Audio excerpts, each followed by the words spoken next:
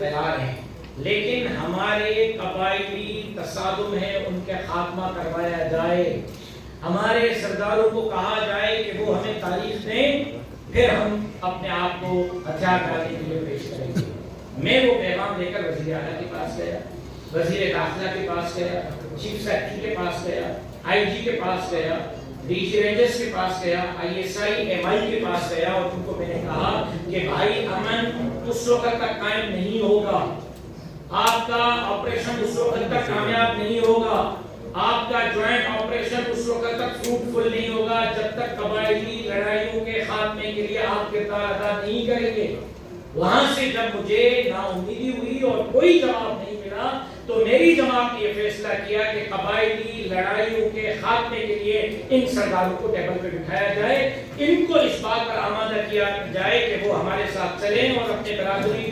سے تعلق رکھنے والے جن کی لڑائی ہیں ان کو راضی کریں کہ وہ فیصلے کریں۔ تو آج کے اس جرگے کا مقصد قبائلی لڑائیوں کے خاتمے کے لیے کوشش کرنی ہے اور قبائلی لڑائیوں کے لیے ان کو آمادہ کرنا ہے، جیسے میں نے پھر ان کی مرضی جہاں بھی فیصلہ کریں، سردار کے پاس کرتے ہیں، مفتی کے پاس کرتے ہیں، عدالت میں کرتے ہیں، لیکن ان کو راضی تو کریں، تاریخیں تو دلوائیں۔ وہ سردار صاحبان جب تک نہیں ہوں گے وہ ممکن نہیں ہے، لہذا ہم قبائلی تکراروں کے خاتمے کے لیے یہاں بیٹھے ہوئے ہیں۔ باقی امن امان قائم کرانا تو حکومت کی ذمہ داری ہے، سرداروں کی ذمہ داری نہیں ہے، وہ بندوق دینے والوں کی ذمہ داری ہے، جن کے ناک کے نیچے ہتھیار بارڈر سے نکلتے ہیں اور شکارپور کے کچے تک پہنچتے ہیں، 50 چوکیاں کراس کر کے آتے ہیں فوج کی، رینجرز کی اور پولیس کی۔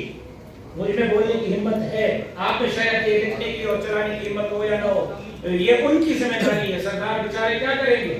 جب فون آئے گا ایس ایس پی صاحب کو اور ڈی آئی جی صاحب کو کہ ہمارے بندے ہیں ان کو چھوڑ دو، تو پھر وہ کیا کریں گے؟ لہٰذا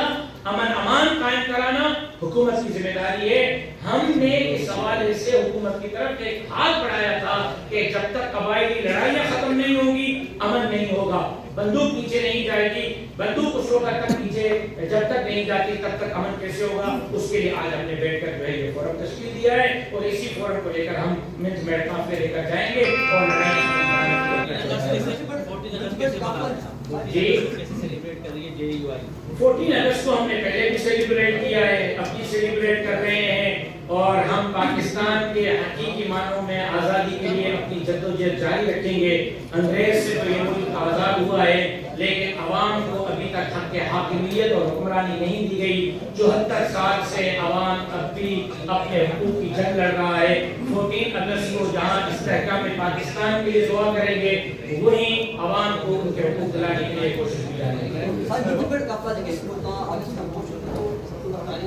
انہیں جنہا رہی کہ ایک کمیٹی تشکیل کیا ہے وہ ہمیں مشاورت کرنی کوشش کرا سے جنگ از جنگ کے کئی سال ہو گئے کئی سالوں سے مذمت ہو گئی سر، اس کا کوئی عملی جامع پہنائیں گے اس چیز کو، اس طرح کے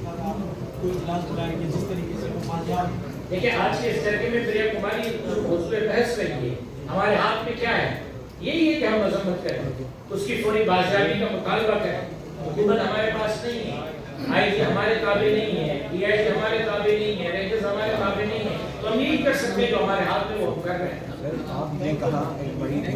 بات بھی ہے کہ جب آپ کرمنلز اور ڈاکوؤں کی طرف جائیں گے اور انہیں ہتھیار پھینکنے کے لیے کہ امن پروسیس شروع ہو، ان کا بہت سا